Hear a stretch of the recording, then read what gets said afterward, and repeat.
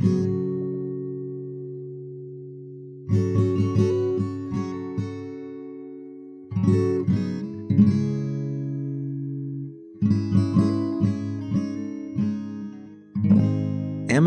Alexa is a virtual assistant meant to be utilized via voice rather than typing or clicking. It was initially released to the public in November of 2014 alongside the Amazon Echo smart speaker, designated Smart because it contained a microphone that allowed you to speak to Alexa through it, which in turn would allow the virtual assistant to play music, set timers, and buy things for you on the Amazon Marketplace, alongside other simple microphone-enabled powers. At the time of the Echo's release, that collection of other things was fairly sparse, a total of just 13 things all told. But like Apple's introductory iPhone model, that limited feature set was not meant to last. The hardware and the operating system it hosted was meant to be the basis of an entire ecosystem, a platform upon which other companies and individuals could build whatever they liked, utilizing Alexa and the many devices that hosted Alexa as portals through which to access their accounts and these skills, which is what Amazon calls apps made for Alexa-enabled devices. Google released their Google Assistant software 2 years later, in 2016, a direct competitor to Alexa in many ways, though with an arguably larger variety of access points right out the door, due to Google's expansive reach through their many websites and apps and their Android and Chrome ecosystems. The Google Assistant worked in almost exactly the same manner as Alexa, and the consumer-facing business model seemed to be similar as well. Sell a bunch of affordable, often at cost, often quite well-designed and beautiful pieces of gadgetry to users, and then assume those users will utilize those gadgets in ways that will help your bottom line. The hardware and virtual assistants were not themselves profit-seeking endeavors, in other words, but rather means of amplifying existing profit-seeking efforts, and perhaps getting ahead of the pack when it comes to future offerings that haven't become a thing yet. A lot of big companies were caught flat-footed by the smartphone revolution, which Apple and Google dominated through their app stores. So this move into audio-based virtual assistants could be seen as an initial pioneering effort to capture and claim a new market that won't fully be realized for years, but which, by investing early, you could stand a chance of owning almost entirely, just as Apple and Google own the world of smartphone software almost entirely between them. And these efforts to claim this voice-activated Wild West seemed, at first, to be a solid investment. 2016 in particular was a year of much enthusiasm for audio operating systems, with periodicals big and small, tech-enthused and behind the curve, swooning over the possibilities and impending wonders of the new audio-digital wonderland that awaited us, all of our new powers just a shout away. A few years later, though, today, in 2019, a lot of that hype would seem to have been unwarranted, thus far at least. There was a great piece in The Information recently, entitled "Alexa, Is Voice Still the Next Big Thing After Mobile?", in which the author runs through stats that outline the current voice assistant situation, gets some commentary from folks behind and in front of the scenes in that particular facet of the tech industry, and discusses where things might go next.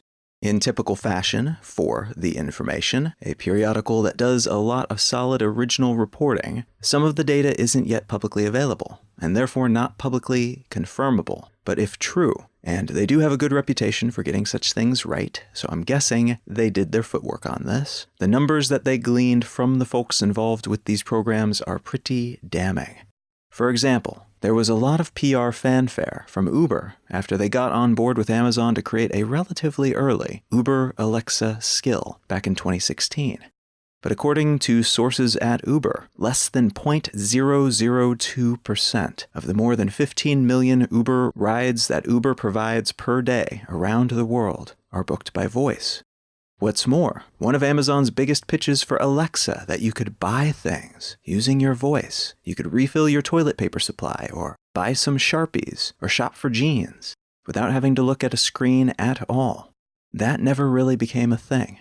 According to people working within the Alexa program, only 2% of Alexa users have ever used it to buy something, and most of the people who tried using it to buy something once never did so a second time, which, truthfully, is not all that shocking to me on the anecdotal level. If you've ever tried to buy something in this way, using this type of device, it's probably not that shocking to you either. Audio interfaces as they exist today just are not that good for most things. It's overall a neat idea, and I still hold out hope that someday I will have a little wireless earbud that I can unobtrusively wear, through which I can get information about anything at all, wherever I want, whenever I want, can intuitively access useful resources and services when I need them, and which I can use to take flawlessly transcribed notes that are saved to a server I control. But today's audio interfaces, though way, way better than what existed even 5 years ago, are still incredibly imperfect, to the point where, for many purposes, they're more frustrating than helpful. They misunderstand you constantly, 50% of the time or more, if you have an accent that has not yet been accounted for by the embedded voice recognition software. They connect you to a store that is optimized for visual exploration, not vocal exploration. And they offer up literally millions of skills of audio apps that are often just simplified or near useless versions of something that exists on another device in some more usable, convenient shape. It's not that these devices are not good at anything. User research shows that people who use them the most actually use them several times a day for setting timers, asking about the weather, and listening to music. But, well, my parents have an Echo, and even when I'm visiting them and sitting there in the same room with the device, I often find it's easier and less obtrusive to just check the weather on my phone, which I and many people, I think, have at hand throughout the day. Through a weather app, I can get all kinds of information very easily with just a tap or a swipe. I would have to struggle to figure out how to access any of that additional data via these audio interfaces, if that information was indeed available via that skill in the first place. Amplifying these practical issues are the philosophical, privacy-related complexities that have become inflamed in the post-2016 age, as we learn more and more about how much access we've accidentally or incidentally handed over to increasingly wealthy and powerful tech companies. In the backlash that has resulted from this dawning realization, more people are asking themselves not just what does this thing do for me, but also whether that utility, that benefit, is worth the cost. Is it worth being able to ask this device about the weather instead of taking out my phone if this device is listening to me all day, every day? Can I trust that this big company that sorts and scans my voice interactions to train their software will never use it for malignant purposes, or won't accidentally allow that data to fall into the hands of someone who will? We find ourselves in a situation, in other words, in which voice assistants, particularly Alexa, but also Google Home and smaller equivalents, are being built into everything, from mirrors to toilets to all of our little pocketable gadgets. But the gadget and mirror and toilet buying public is already either suspicious or nonchalant enough about such offerings that these supposed upgrades are either not worth paying for or looked upon as flaws, as hindrances, as attributes in a product that are actively avoided.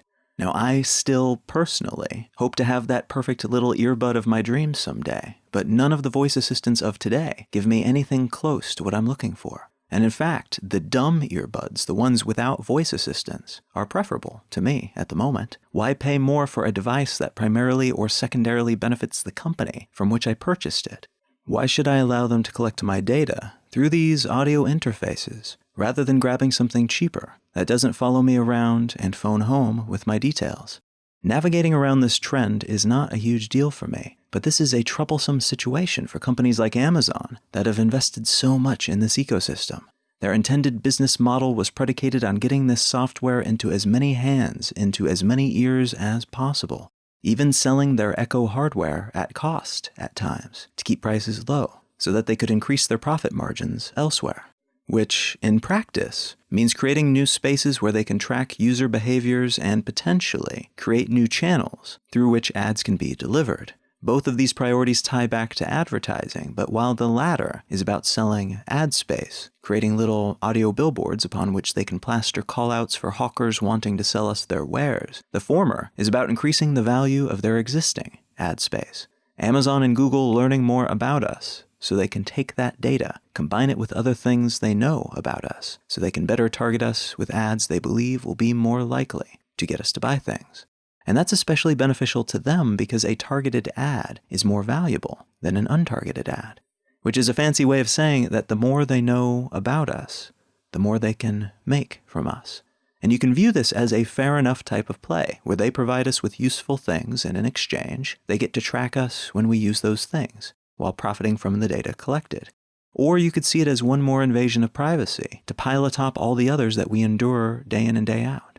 Both are legitimate perspectives, but I think they were assuming more people would ignore those downsides when they were building this business model. Because in 2016, the majority of the public was far less aware of privacy-related issues than they are today, largely for reasons beyond Amazon and Google's control. This is a much bigger shift, and one that includes both of them, but which is nowhere near limited to them. So at the moment, virtual assistant-based ecosystems, those would-be audio operating systems, are still popular in the sense that the devices are selling. They've purportedly sold more in the first half of 2019 than in the first half of any other year, actually. And customers have bought over 100 million Alexa devices, all told. But usage seems to be low, down even from the lows of last year. And folks aren't using them for the things that the creators of the software expected. Timers, yes. Shopping, no. As a result, the business models currently in play would seem to be unsustainable, lacking some major shift in user behavior or some killer app that justifies all the investments that have been made up to this point.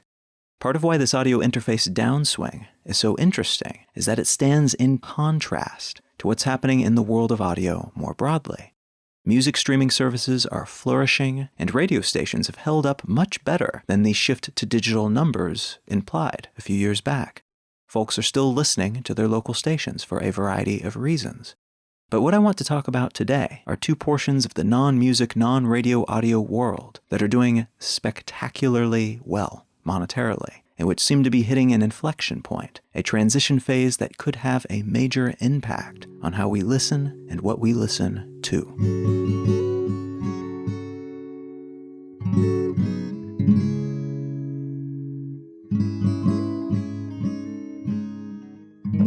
You're listening to Let's Know Things. I'm Colin Wright. Let's Know Things is an independent, listener-supported show. If you're enjoying what you hear, consider becoming a patron at patreon.com/letsknowthings. There are several little benefits that you get for becoming a patron at any level, but one of the more significant ones is access to an additional monthly bonus episode. And if you're keen to check that out, you can become a patron at any level, as I mentioned before, at patreon.com/letsknowthings. All right, let's get back to the show.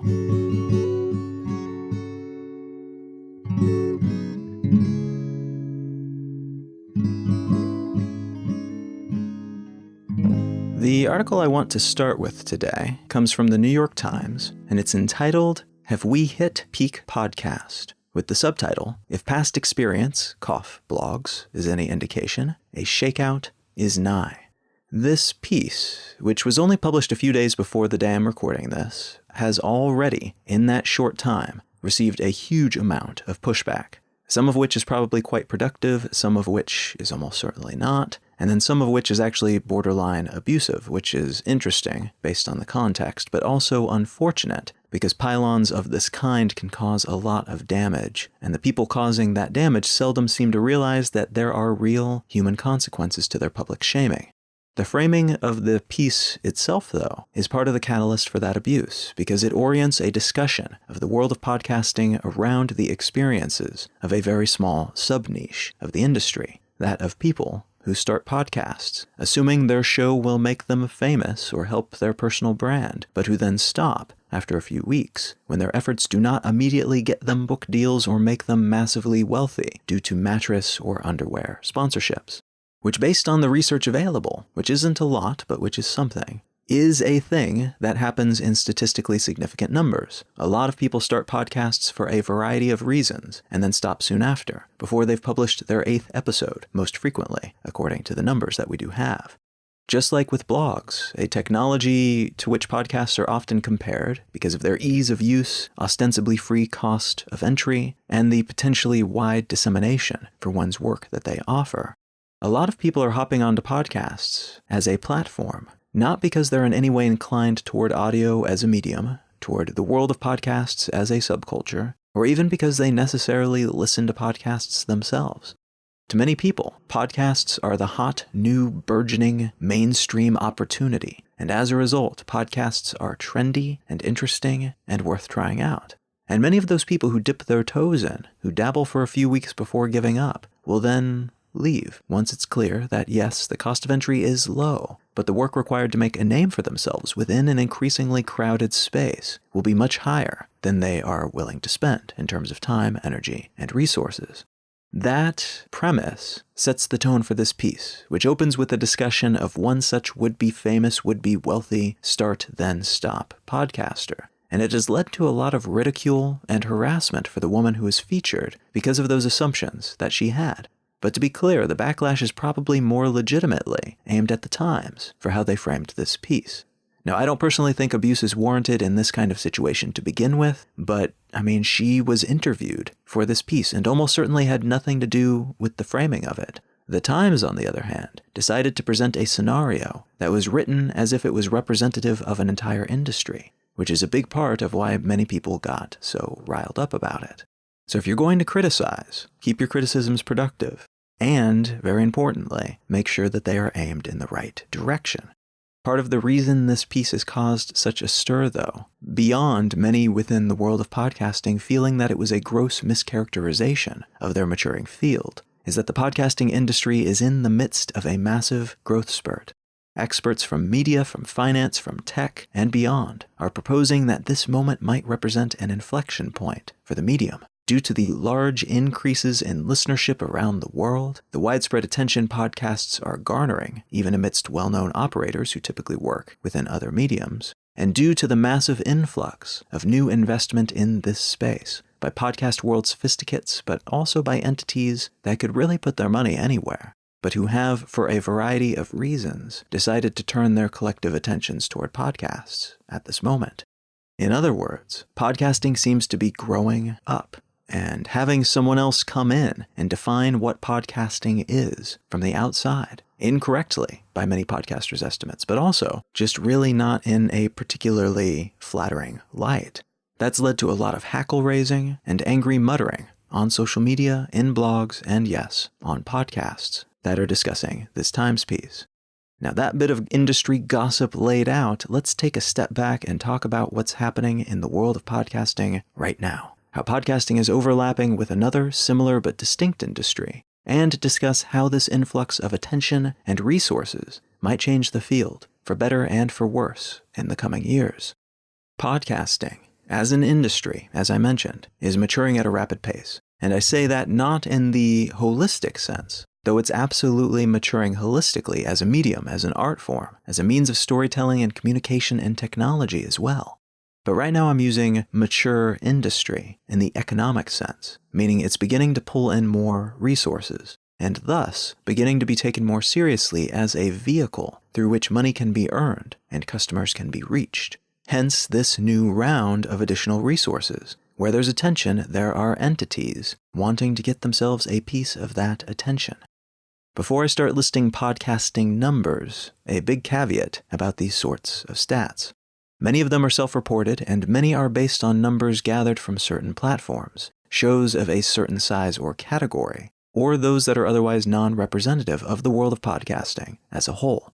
So while these numbers are useful, because we've been using mostly the same sorts of imperfect numbers for a while, and therefore can see the changes in those imperfect numbers over time, they're still imperfect, and very often point at trends in one genre in particular, or among shows with a certain number of listeners, rather than being indicative of what's happening in the podcasting world overall.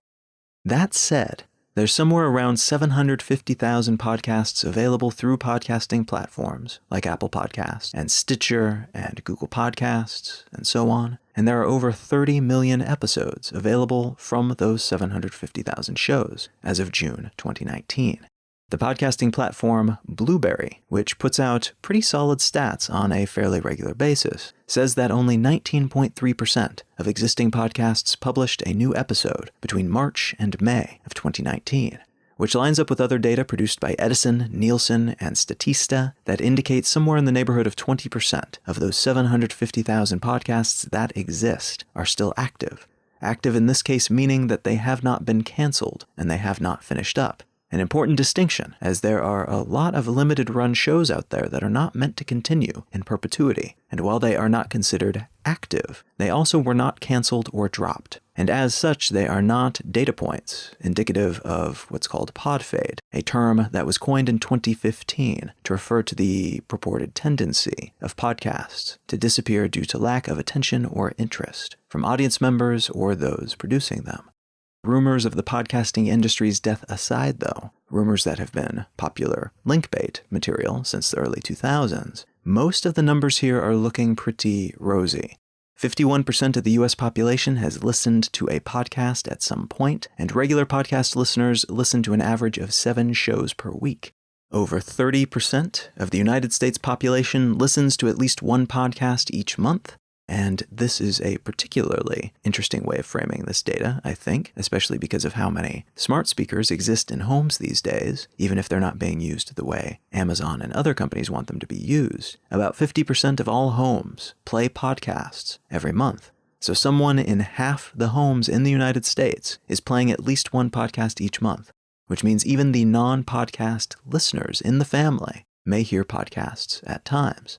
About 22% of the US population listens to podcasts every week, which is up from 17% in 2018. And this is a little surprising to me. 49% of podcast listening is done at home, whereas 22% is done while driving, 11% done at work, 4% apiece while working out or while riding public transportation, and about 10% is spread between just walking around or doing some other type of activity. Podcast listening is strongly associated with smartphone usage. There's been a 157% increase in listenership on smartphones since 2014, whereas the increase on computers, tablets, and other devices have been comparably meager, up 10 to 50% during the same period. Podcast listenership is also associated with higher than average consumption of certain types of highly branded products, like bottled water and cereal. And podcast listeners are statistically more enthusiastic than average users of social media. So be aware that you are a desirable audience to reach, so there's plenty of rationale for the influx of ads in the podcasting space. In the US, 54% of the measurable podcasting audience uses iOS devices, so iPhones and iPads and such, while 43% is on Android devices. A whole 3% is on other sorts of devices, which is actually more than I would have assumed based on the dominance of those two main mobile operating systems in this space. Podcast listeners are, on average, more likely to subscribe to streaming services like Netflix and Amazon Prime, which, again, part of why those of us who listen to podcasts are a desirable audience is that we are more difficult to reach with traditional TV or radio marketing messages. This is a big part of why the United States-based podcast revenue is expected to reach $1.6 billion by 2020. Now, a lot of those stats are from the United States podcast audience and are not necessarily representative of the rest of the world. Podcasts are being produced and consumed all over the planet. Looking at my stats, for instance, personally, I know I've got listeners in Greenland and Russia and Saudi Arabia, Algeria, Zambia, Brazil, and Japan, alongside the relatively larger markets of the US, Canada, Australia, the UK. I've got at least a few hits in just about every country in the world, I think. So even a very medium-sized show like this one has a fairly broad reach through this medium. But what makes those currently larger podcasting markets large is partially the infrastructural support that helps make monetization feasible. Here in the US, we've got gobs of companies looking to market to this desirable smartphone-centric media streaming demographic, and as a result, ad revenue is flooding into the podcast industry. This doesn't mean that it's any easier to succeed as a podcaster in the US, of course, but it does mean that it's a lot more likely that if you put in the time and the effort, there will be opportunities of some kind that will allow you to potentially make a living from it eventually in the US. The potential for that kind of outcome is far smaller in places where most people don't know what a podcast is, and in places where advertisers wanting to reach such audiences through currently non-standard mediums are in short supply. I mentioned that the US podcasting industry is predicted to reach $1.6 billion in revenue, and that's interesting because as developed as this space is in the United States, and it is arguably far more developed stateside economically than in most other countries, the overall value of the industry is still quite small compared to the podcasting industry of China. In China, podcasting already today, in 2019, is purported to be worth somewhere in the neighborhood of $7 billion. Part of the reason for that vast disparity seems to be due to the difference between what podcast means in China versus what it typically means elsewhere. In China, the podcasting industry is made up of a combination of paid subscription services and shows that are a bit more like libraries of serialized audiobooks. There was a great marketplace piece on what they call the FOMO-based podcast industry in China back in September of 2018, and I'll link to that in the show notes if you're curious, in which they interview folks involved in the industry on the creation and consumption end, and it's really very interesting to see the difference in their perception about these sorts of shows. Now, they do have ad-funded shows in China, like those that exist elsewhere, but many people there consider these to be more entertainment-focused and superficial, instead opting to pay for premium shows, because they believe the paid shows will be more practically valuable.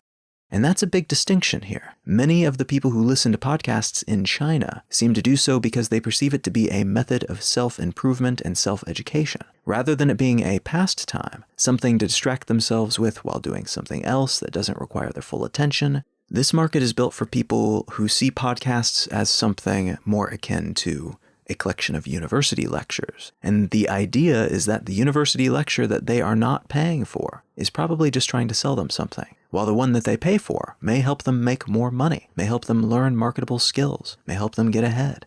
The FOMO, the fear of missing out component here, is that many people participating in the highly competitive Chinese urban job market perceive any possible advantage as one worth investing in. And that, even if they don't utilize it, someone else will, perhaps everyone else will, and they will be left behind. They will not be competitive anymore, and therefore will not be able to maintain their status quo, their status within society as a valuable, treasured member of society. So they'd better buy some pretty good podcasts to help them get that leg up. It's a fascinating perspective, and though I think there is some of that in other countries too, but I can see how that type of value proposition, more broadly, would position podcasts as something more valuable, more of a luxury item, as a product or service that people tend to pay for, compared to the utility or commodity they often seem to be elsewhere in the world, where ad-supported is the most common funding model. Let's use that distinction as a segue into another facet of the larger audio-related world that I think is worth discussing a bit. That of audiobooks. Figures released by major book publishers show that around 20 to 25% of their revenue came from audiobooks in 2018. Though print and ebooks remain far more popular, about 9 out of 10 books sold are print or ebooks, while just 1 in 10 is an audiobook. That contrast gives a good idea as to why audiobooks are beneficial on the financial end, though, as just 10% of their sales in a single format can account for something closer to a fourth or a fifth of their total revenue. These numbers are a significant bounce from previous periods, with most large Western publishers reporting increases in audio sales of around 20 to 40% over the course of 2018. And though that's not the highest percentage gain ever for some of them, it does continue an almost 7-year trend of double-digit year-over-year growth. So this isn't a flash in the pan out of nowhere sort of blip. It's a long, steady surge with impressive numbers that are overshadowing those of other formats, even if those other formats continue to have way larger overall sales numbers.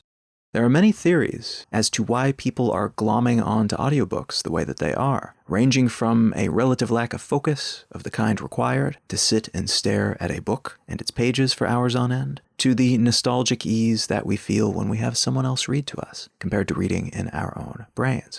The theory that I find most compelling, personally, is that we now have a greater capacity to relatively easily fill the previously unfilled moments in our lives with little bits of audio, in a way that doesn't interrupt the other things that we're doing, and in a way that at times makes us more productive, or perhaps just makes us feel more productive.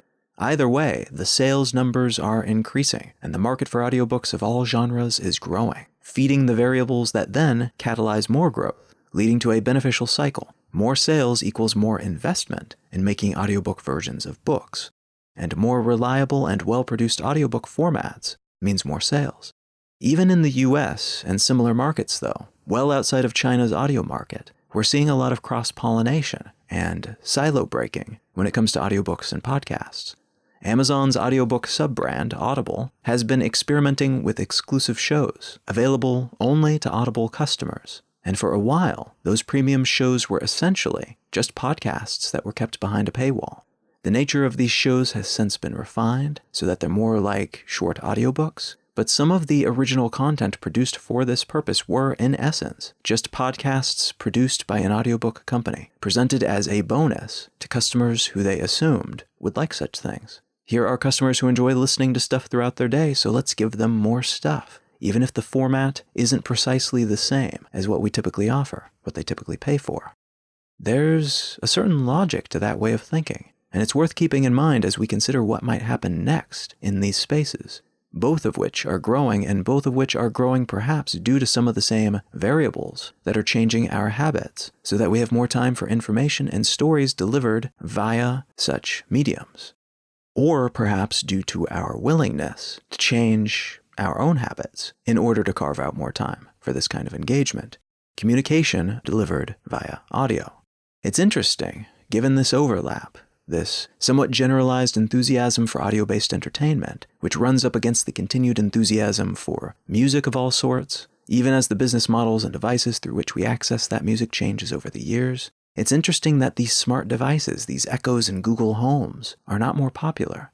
On the surface, at least, they would seem to be of a kind, to be part of the same audio innovation that's resulting in boom time numbers for industries that have existed for a while, but which have not always been appreciated on this scale. When we get into the specifics, though, I think the distinctions become a little more clear.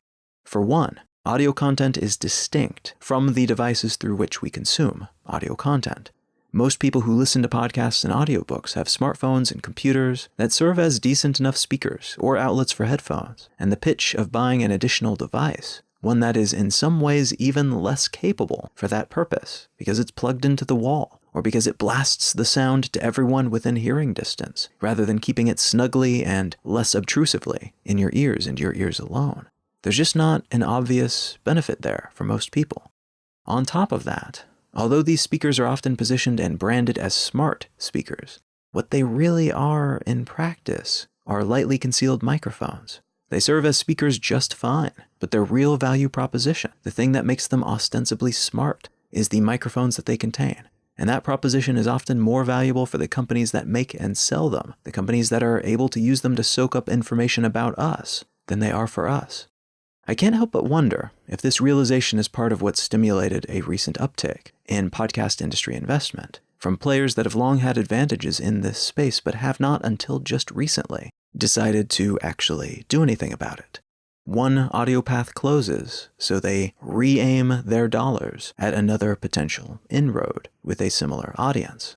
Spotify, for instance, recently spent hundreds of millions of dollars to buy up podcast network Gimlet Media and short-form podcast platform Anchor, giving them a well-known brand and a well-trafficked catalog of content, alongside a stockpile of assets that will allow them to build anything from a podcast-focused social network to an intuitive collection of tools that could allow their audiences to quickly and easily make their own podcasts.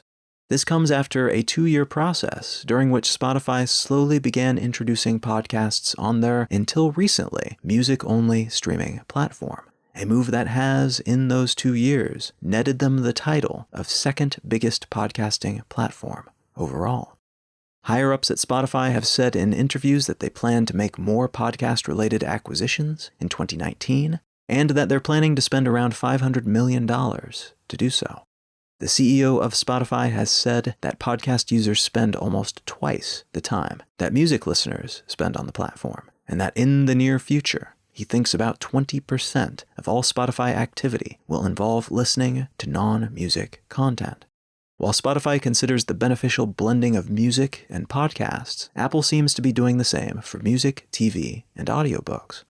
The term podcast was actually originally coined by a journalist who was writing about audio broadcast methods that were ideal for use with the recently released, at the time, back in 2004, the recently released iPod music player created by Apple. In the years since, though Apple created the centralized platform through which many of these broadcasts could be discovered and subscribed to, that platform was kind of allowed to exist more than actively cultivated. And it flourished in some ways because of a sort of benign neglect, as much as it flourished despite it. Because Apple never stepped in to monetize podcasts, to put any kind of fee on their centralization service. It was just one part of their larger iTunes software, and it wasn't much of a hassle for them to keep it going, so they did. And the rest of the podcasting ecosystem sprung up around that central resource that simply existed, largely unmoving and reliable, for years. Within the past handful of years, though, especially post-Serial, the show that arguably kicked off the mainstreaming of the podcast medium, alternative platforms and marketplaces for shows have emerged, most of them basing their own infrastructure on Apple's centralized stockpile of shows and metadata and reviews. This status quo has been maintained long enough that recent reports that Apple might be investing in exclusive podcast shows for their own network caught the audio world by surprise, leading to a great deal of speculation about the specifics, but also as to how that larger space, that vast platform that so much of the podcasting ecosystem has been built upon, might change as a consequence. Because remember, benign neglect is what led to the world of podcasting that we know today, in the portion of the world where ad-based revenue models are the most common and prominent at least. And that world is, in part, defined by the fact that most podcasts are available, by default, for free. Listeners pay with their attention, as is the case with ads, or through donations or membership fees, or by purchasing products or services offered by the hosts. But the medium itself has been relatively neutral, which is what has distinguished it from other similar fields, like audiobooks and music. As of the day I'm recording this, mid-July of 2019, this April story is still just a story. And though the source is legit, it comes from a Bloomberg exclusive, it still might be incorrect or incomplete in one of many meaningful possible ways. That said, Apple is in the process of spinning its former iTunes-based offerings into their own focused channels, with TV and podcast and book-specific apps set to land in their Mac and iOS devices by default in the near future.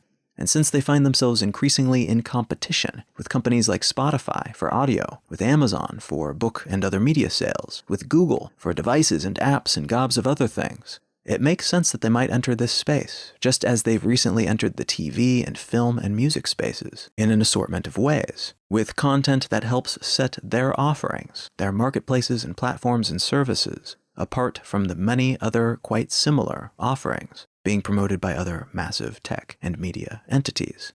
So this may be a big deal, and it may be nothing. It may be that throughout the majority of the podcast industry, the default freebie mode of listening continues to flourish, but the better-funded cable TV-style premium offerings begin to slowly suck the air out of the room, and the incentives are recalibrated so that, like network TV, the stuff that is not paid for directly in some way ceases to be taken as seriously, despite having a decently large reach.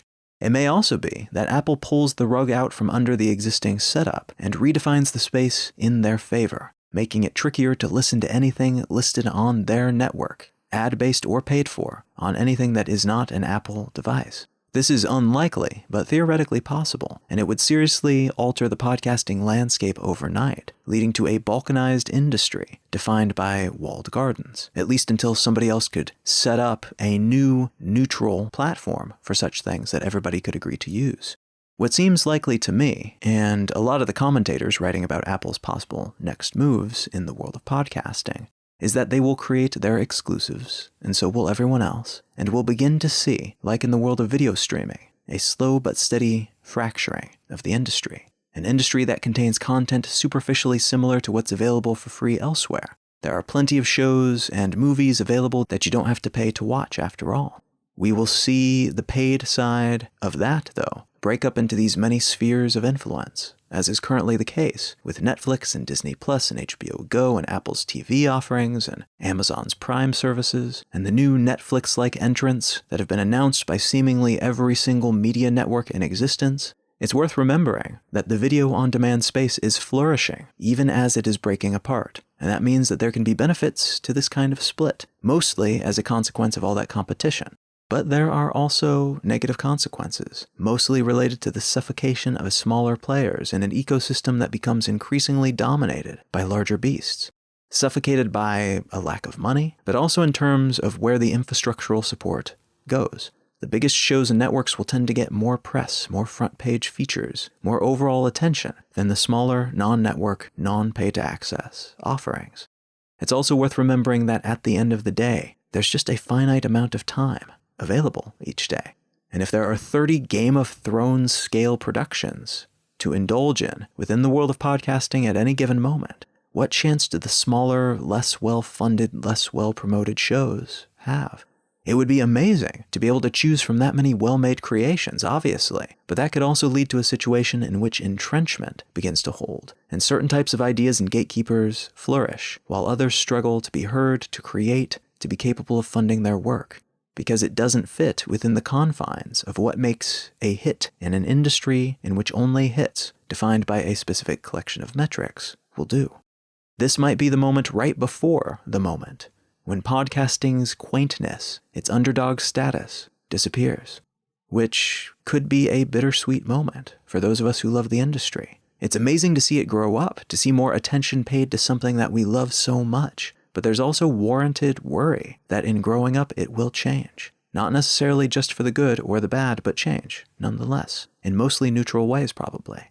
The professionalization of any space tends to do this, regardless of the space in question. And there will be winners and losers in the wake of any evolution, any transition. Swinging back around to that piece in the times, I think a lot of the evolution that will happen here over the next few years, but which is arguably already happening today, too, has to do with the labels that we have traditionally applied to podcasting, and how those labels are merging with other labels. People now have reason to ask what an audiobook should be, who can listen to what, how money should be made within this industry, if money should indeed be made at all in this industry, who gets to speak to which audiences, and things of that nature. It's an uncomfortable discussion to be having. Branches are beginning to fork out from the main trunk of the podcasting world as a consequence, splintering off into new things. Maybe things that will bear the same podcasting label, but maybe things that will need to come up with new terms to define. Podcasts that are behind paywalls, podcasts that you pay to access, like those in China, or those previously provided only to Audible members. Maybe different terms for those that are listener-supported than those that are created by big networks, and other terms entirely for those that are limited episode series and those that are just a chat between friends type of show. There are so many ways to carve this industry up, and I think the point that we're at now, as the money starts to roll in, is realizing that our previous distinctions maybe made sense for a long while, but perhaps don't have the resolution, the clarity, the specificity that we'll need moving forward into that new impending reality. And for people who define themselves using these terms, podcaster, author, podcast listener, audiobook reader, we don't yet have the terminology required to describe what we do, what we make, what we consume, what we support, or the hows and whys of all of these things. And that's difficult too, not having labels that fit anymore, or that we feel someone else is maybe taking from us, or adjusting around us, resizing them until they begin to chafe.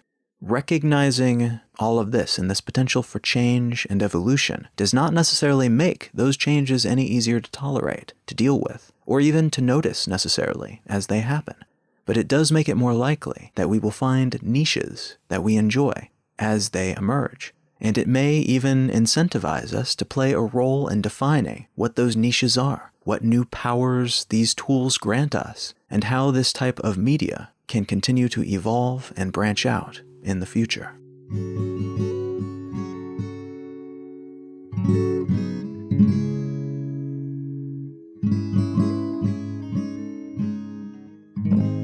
If you're enjoying Let's Know Things, consider becoming a patron at patreon.com/letsknowthings. There you'll get little bonuses like weekly summaries of stories that I'm paying attention to and keeping tabs on, and larger benefits like an additional episode of the show that all patrons at any level get each month. But you'll also be helping to support this show in a very direct and meaningful way. Now, there are many ways to do that non-monetarily: sharing the show with a friend or your social network of choice, leaving a quick review wherever you get your podcasts. These are very helpful and meaningful methods of support as well. But committing to a monthly monetary contribution is a very direct type of support that allows me to commit more time to this project over time, We spoke a lot about revenue models for podcasts in this episode, and this is the revenue model that I have decided to focus on for a variety of reasons. And so by supporting this show in that way, you allow me to continue to produce it and to continue to invest the time that I do into it each week. A huge thanks to everybody who's already supporting the show in some way, shape, or form. That means a whole lot. Thank you very, very much. The book that I'd like to recommend today is called 7 Brief Lessons on Physics, and it's by the author Carlo Rovelli.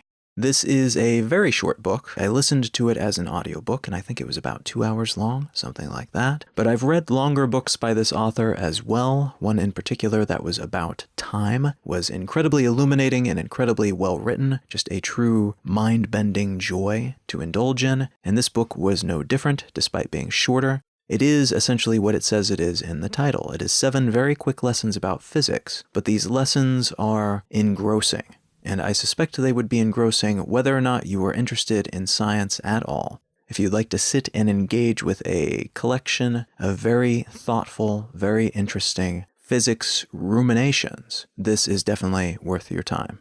That book again is called 7 Brief Lessons on Physics by the author Carlo Rovelli.